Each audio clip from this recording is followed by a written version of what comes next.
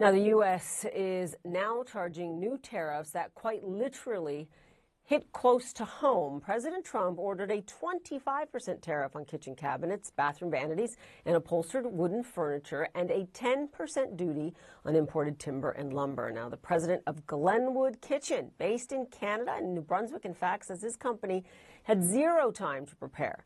James McKenna says he expects to see a large drop in U.S. orders right away.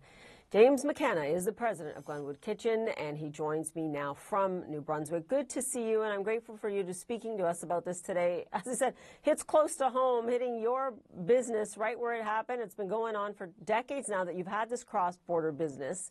You say the situation is dire. What percentage of your business in sales goes to the United States? Yeah, we ship about 20% of our product as far down as Connecticut, straight down the I-95, and we've been shipping to the U.S. for about 40 years. And given what it represents to you in terms of business, can you not weather this? I mean, the tariff's 25%, and it represents 20% of your business.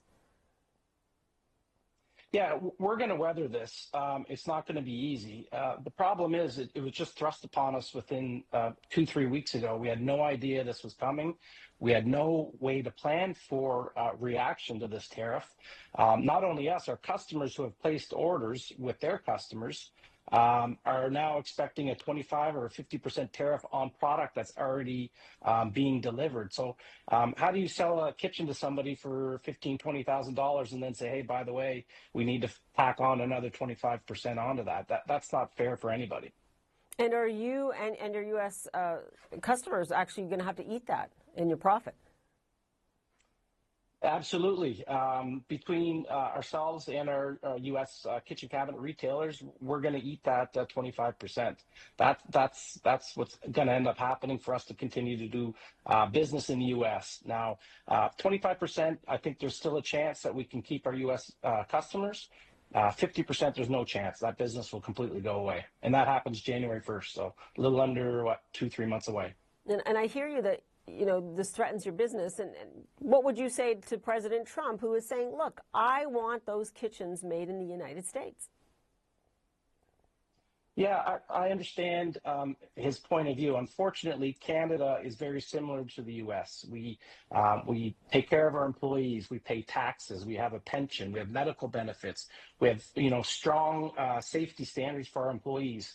I would dare say we pay more, if not, more than, the U.S. on cost of goods sold.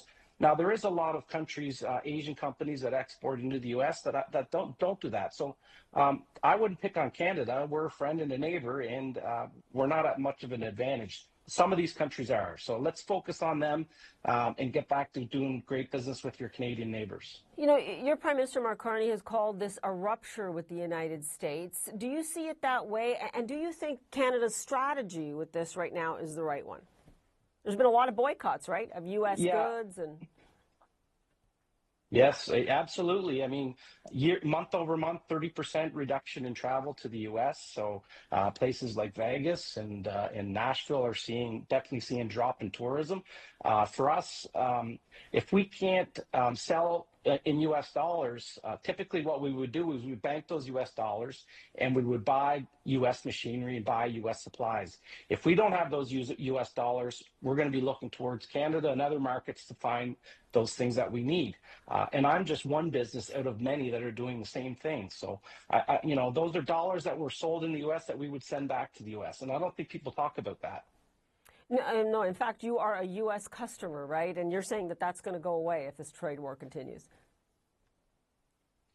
I have U.S. customers, and some of them I think will go away. Absolutely, we will lose a good chunk of our share in the U.S. James McKenna, we will leave it there for now, and we'll wait to see what happens in the new year with that tariff. Appreciate it.